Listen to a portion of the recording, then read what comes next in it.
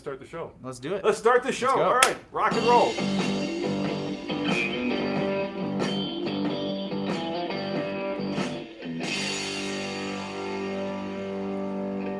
Gotta wait. There we it is. go. There's a little ding. Hey guys, welcome to today's TFL Live Now, and we've got a hell of a show for you because today it's all about off-road adventure.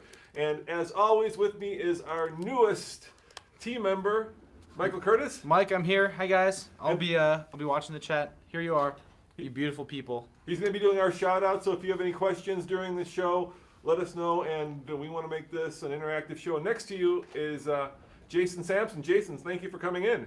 Thank you guys. Jason is the proud owner of RSG, which built that rig behind us. That is a Toyota 4Runner 2016 with 40-inch wheels, believe it or not.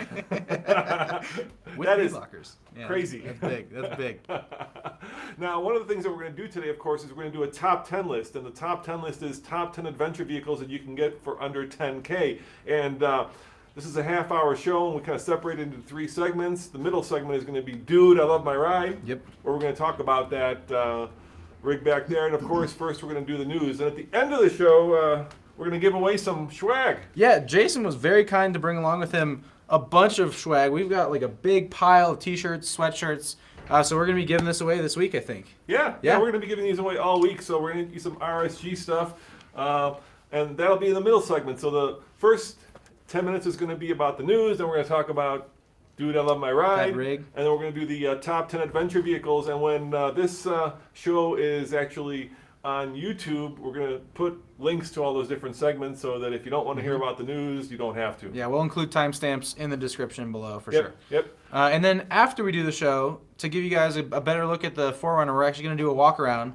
So stick around. After our half-hour show, we're going to take like a 10-minute break, get everything ready, and then we'll do a walk around of that vehicle behind us. Yeah, we'd love to do it, but our studio cameras don't allow for that setup. So we kind of have to split it up a little bit. Yeah, so we're going to split it up. So we're going to talk about it during the show, and then we're going to do a walk around and show you everything, because pretty much anything underneath the body is no longer Toyota. Yeah. All right, well, let's start with the news. Yeah. All right, first and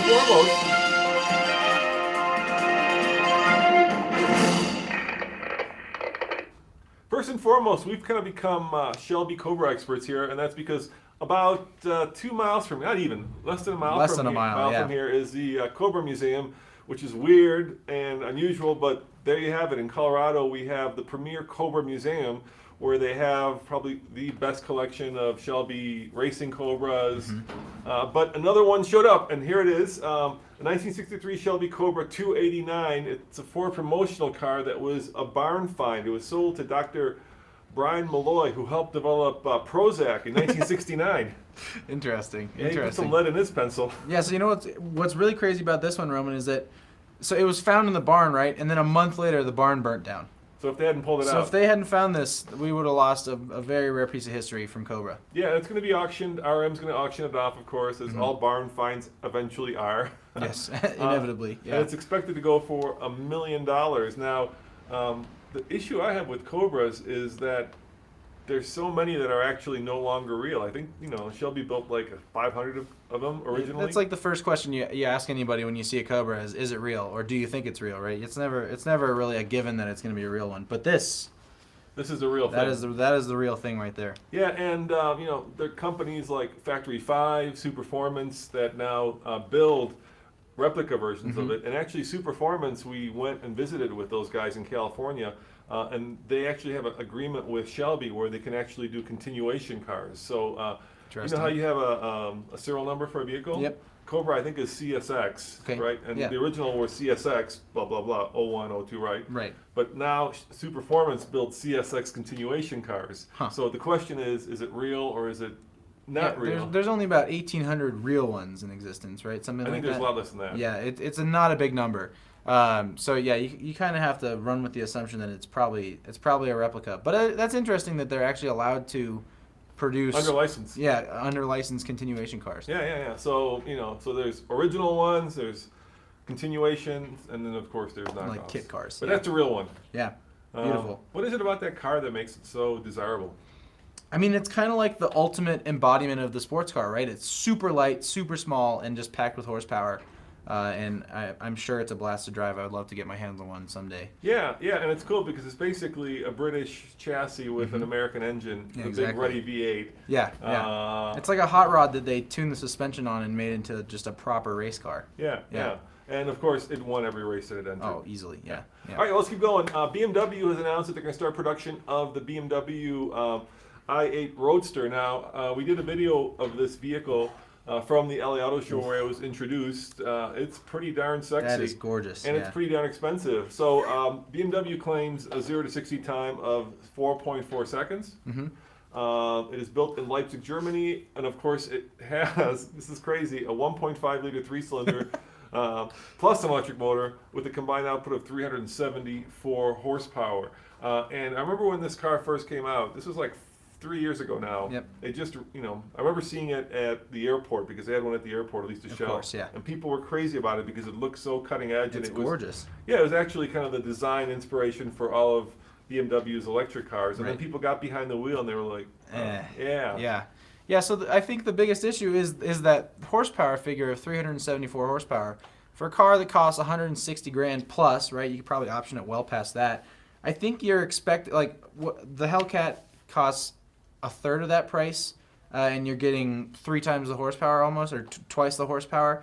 I think BMW maybe missed their mark here purely because it feels slow for today, which is kind of ridiculous to say, but I kind of feel like you're right. I think if they had just gone the Tesla route and just like a ruddy big a battery, huge electric motor and battery in there. Battery in it, then they would have probably done better and just blown the Tesla out of the water. Yeah. All right, and then of course keeping with our theme of affordable off-road adventure. We've got this just introduced. It's a Mahindra. Look at that. It's called the Roadster, which is basically CJ7, sort of kind of. That Mahindra, which is an Indian company, is now building for off-road use only, Mike. Right. Yeah, so the cool thing about this is that it's relatively inexpensive. It's kind of like a toy, right? It's $15,499 is what we're guessing is the starting price. Yeah. They haven't actually announced the starting price yet. Where's the 7-slot grill? It's a 1, 2, 3, 4. It's a 5-slot It's grill. 5 now. Yeah. Yeah. And it has the little Mahindra badge. But it does look just like a Jeep. It's just like a little baby Jeep. I gotta be honest. When I was in India, I rode in one of these to go ride some elephants. How'd that go? It's like a Jeep. Yeah, it's like that's good. 60s, 50s Jeep technology was, half tractor, half like off-road vehicle. Yeah. So is it going to be able to compete with things like the new Razor or any of the new side-by-sides?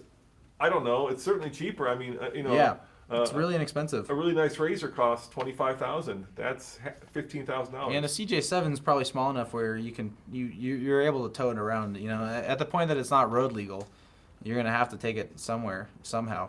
So it's nice that it's small enough. How long do you think it'll be before somebody makes it road legal?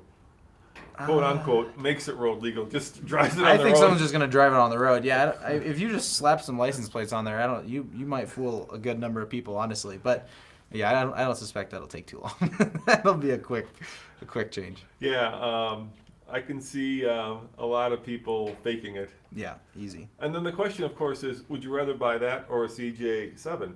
I can just buy the CJ7. It's just going to be cheaper, probably. Which is going to be cheaper and already road legal. Yeah. And you don't have to worry about it. Yeah. But it's cool. It's cool, and it's creating a lot of buzz in the car community. I think it's a retro kind of vehicle, and I can't wait to get my hands on one and actually take it off road. Yeah. Roman, let me take a look through the comments here and see if we have any shout-outs. Yeah. A lot of people saying hi as usual from all over the world. Hello. Thank you guys for joining us. We love the fact that you're on board. Carlos Bianchini. Yeah. He says, great old Toyota FR. Hi guys, awesome show, huge fan for the good 4x4. Roman, you are looking good.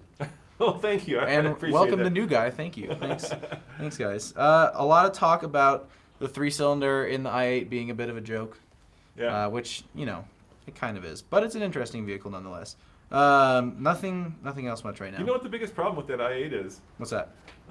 Jason, can you guess what the biggest problem is? It's not the 3-cylinder. It's like living with the thing, getting in and out of it. I spent a week behind the wheel. It's one of those. It has the non-Roadster has It's got the wings that does this, And when you get into it, most cars, you just kind of step in and you sit down like that Toyota. Yeah. That, you have to do that kind of the supercar thing. It's like a yoga exercise. You hold on to it, you shuffle your butt into it. Duck under the Then you swing your feet in. Yeah. And then you got to reach up, close the door. Right. And the first time you do that, it's kind of cool. But the 80th time, you're like, okay, I'm really over sitting on the ground. We're done here. All right. I think it's time to introduce Jason. Yeah, welcome, Jason. Yeah, thanks, dude, for bringing the truck. I was over at Cars and Coffee this weekend with Michael, and Jason showed up with that. And by the way, we are going to do a walk around, like I say, after the show, because there's like $60K worth of really cool off-road gear. Wow. Yeah, under the truck. There you go. Holy articulation, Batman. So, Jason, let's start by asking you about the company. Tell me about RSG. What do you guys do? RSG is a off-road shop that's located in Lakewood, Colorado. We specialize in Toyota. We do everything, Ford, Dodge, Chevy. We deal with a lot of different manufacturers, BDS, Toy Tech, King, all those guys, and just, we have fun doing it and like to build customer base and enjoy what we do. Yeah. So if you guys are looking to, let's say, upgrade your FJ, upgrade your 4Runner, upgrade your Tacoma, or anything else, check out RSG. What's your website? RSGoffroad.com. Okay, so RSG Offroad. Let's talk about this bad boy. First of all, what does T4OR stand for? T40R is an extended version of T4R, which is Toyota 4Runner. It has 40-inch tires, so we went with T40R, and just as the name for it. Fitting. So for all of you guys that aren't in the know, like anybody who's got a Jeep and they want to take it off-road, first thing they'll do is either upgrade the lift on the Jeep so they can get bigger tires on it. So it's pretty common to get a Jeep with like 32s. If you get a little bit more ambitious, you go 35s, maybe even like 37s. But I've never seen a Toyota with 40s on it. So how did you, because it's more complicated than that. It's like you just can't put 40s on a vehicle and lift it. There's a whole bunch of other things upstream from those wheels and tires that has to happen for it to actually be drivable and be usable. And so all this running gear you see is custom. The entire front is custom because the easiest, I guess the kind of the ghetto approach would be just cut the wheel wells, right? And then slap on some 40s. Yeah, that doesn't work. No. You're going to be super slow. You could probably go straight, but turning it's going to be a problem. Yeah. So let's kind of start with why you decided to go with 40s. We just wanted to be big. And you want to go big or go home. Go big or go home. So this is the first solid axle swapped 5th generation 4Runner that we know of. We were able to retain the factory ABS and the crawl control and the downhill descent. Everything still works on it. It is a trail edition, so it has all those options. We did a lot to fit that running gear and those tires and wheels under it. We raised the engine, we cut the frame a lot, we cut the body. I mean, this isn't your everyday, I want to run 33s type thing. But, it came out good. It's been performs very well for us, and we haven't had a lot of issues with it. So now, one of the things you just said there was you raise the engine. That to me is terrifying because that messes with everything else, right? I mean that messes with like where the hood goes, the drive shaft angles. I mean this is how many hours you got into this thing? Building this truck, we got about 300 hours in it. It's a lot of time. And it's nowhere close to done. Yeah. And it's one of these vehicles that you can actually drive as opposed to having to tow it to the trail, right? Because a lot of built Jeeps are becoming so specialized. And we just had a guy here as a guest on Do It, I Love My Ride, where we brought in his built rig, and then we ran Carnage Canyon out of Buena Vista, and it's a 2-mile trail that takes about 2 hours if you're fast. And really, that's kind of the ultimate of rock crawling. That's not a vehicle you can actually take on the highway. Well, you could, but it'd be terrifying. But this is something you can actually do serious off-roading with and yet drive it to the trail. Yeah, this car totes around my wife and my 6-year-old son, and it's a daily driver for me right now. It does 80 mile an hour, no problem. I mean, it functions in every aspect pretty well. I got a question for you. What kind of mileage do you get out of it? It gets great gas mileage. It gets about 9.5 miles a gallon. 9.5. And that's because you know, the engine, of course, has also been massaged. What'd you do to the engine? Yeah. It's got a Magnuson supercharger on it. Yeah, you put 40s on there, you're going to need a little more horsepower to go down the highway. You know, it didn't do bad before that. Really? It did pretty well. On the dyno, the numbers were actually pretty disappointing before the blower. Yeah. It was 190 to the wheels or something. So, you know, there was a lot of loss in the drivetrain and the tires and wheels. But now we're back up to 280 or somewhere in that. That's area. respectable. And if you guys have any questions, you know, put them down and Mike will ask them. Yeah. The other question I, of course, have is how much money are you into this? Our cost on this car, with buying the vehicle, we're about $105,000. Woo! And what's the hardest trail you've done with it? Did Holy Cross with it. I don't know. I've done a few. I'm not gonna do Carnage. Yeah, you've done Carnage, huh? Yeah, I don't. I like the way it looks. Take a pass on the Carnage. Yeah, if you do Carnage, it'll do it. It might do it, but all the body work will be gone. It comes out looking like Carnage when you're done. So Chase wants to know who made the front bumper. The bumper was fabricated by a guy named Justin Mildenberger. He's our fabricator. Cool. We also, hope you don't mind, we have a fabrication shop too. That's rsgmetalworks.com. Nice. So we build sliders for 4Runners and Tacomas. We're getting into bumpers. We probably will build this bumper for production one day. Nice. But yeah, it was just built in-house by us. Cool. Now, of course, when we do the walk around, we'll show you something really cool, which is the interior. So it's not just an exterior build. There's also some pretty cool stuff on the inside. Like you took an iPad and basically embedded it into the dash. So now you have like almost like a Tesla-like control for this truck, along with replacing one of the air vents with the engine tuner. Yep. Yeah. Yeah, one of the other things we do at RSG is we specialize in custom mobile electronics. So we have a guy that all he does all day is build stuff like that. And we did an iPad mini in the dash, and that controls, you know, a lot of my navigation, email, messages, FaceTime. I mean, you can do pretty much everything with that in the dash. Pretty cool. It'll change your life if you do that to your car. Boney Chuck wants to know, what axles did you swap in? The front housing's Spider Tracks High 9, and the rear's a Curry 9.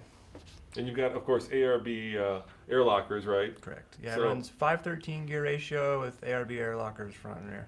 So you can lock both the front and the rear. And you do that when you go off-road? Oh yeah. Yeah? And how far do you air down? We bump it down to about 5 psi. So those are real bead locks. Those are real bead locks. Yeah. Yeah. Those are definitely you real ever get bead stopped locks. on the highway for having... No, never been pulled over. Never been pulled over running rear. Real bead locks tend to be problematic. Knock on wood. Yeah. If Yeah. you take a corner too sharply, a regular tire, the idea is it'll pull off the bead will pull off the wheel. Right. A bead lock won't, Will not pull off the wheel. which means the truck will flip. Right. Right. Another thing this truck has is, can't see it from here, but it's got a Marlin taco box in it, so it bumps the final drive ratio down from stock is 2.7, gets it up to I think 100 to 1 or somewhere in that area. So the crawl ratio is really... Yeah, they rate the crawl ratio at that point in hours per mile instead of Really? miles per hour. Yeah. Hours per mile. So how much torque do you think you're getting at that point? I mean, you must be, because you're like, you're using all that power that the engine's putting on and converting it basically into just unlimited torque. You can bind it up pretty hard. Yeah. Like it'll snap stuff. Okay. So that's why, of course, you had to go with much. Yeah. And how about the steering? I mean, the turn 40s, you can't go with the regular steering box. What'd you do with that? So you can steer this car with your pinky. Yeah. It's got a HOW steering conversion on it. It's got HOW pump, HOW box, and a HOW ram, which all have been very, done very well for us. We like how it works. And of course, you could take it to the local Toyota dealership and they'll work on it under warranty. Right. Oh, yeah. For sure. No questions I asked. go there all the time and tell them I have this weird noise coming from And one thing we might talk about too in the walk around, I don't know if you guys can see that, but there's a very small little black dot on the underneath of the mirror, and that's just some more cool stuff that you guys have done electronically. Yeah, it's got 360 camera in it. It's an aftermarket setup that you can get that, like on the newer cars, you can put it in the mirror and see all the way around you. Yeah. All right, one last question before we go to our top 10 list, Mike. Are the brakes stock? It's got Tundra brakes on the front, and the rears are 4Runner still. Okay, cool. All right, that's good because people always, build Good things question. up. Yeah, that's a Yeah. good question. Yeah. Yeah. All right, David, guys. David, that was a good one. remember, come back in about 10 minutes after the show's over, and we're going to do a complete walk around and show you everything up close and personal. But right now, Michael, it's your turn. It's time for our top 10 adventure vehicles under 10K. Yeah, dude. So in the case that you don't have... Hold on.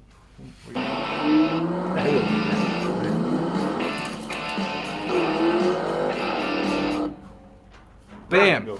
Okay, in the case that you don't have 105 grand laying around to buy or build one of these badass rigs, here is a list of the top 10 adventure vehicles or some, like overlandy vehicles that you can find for under 10 grand. Yeah, let's say you want to go camping, and do a little bit of adventure. Some light off-roading maybe. These are not built rigs like No. These are something you can take off-road and do it on a budget. So should we start with number 10 or number 1? 10. Yeah. Count it down. Yeah. All right. So number 10 is the 1974 to 1990. That's a wide range. Volkswagen Vanagon. So you can get those from anywhere between $3,000 to $8,000 depending on your location and what trim you get. I think for something like an adventure vehicle, ideally you'd want the Synchro, right? The 4-wheel drive one.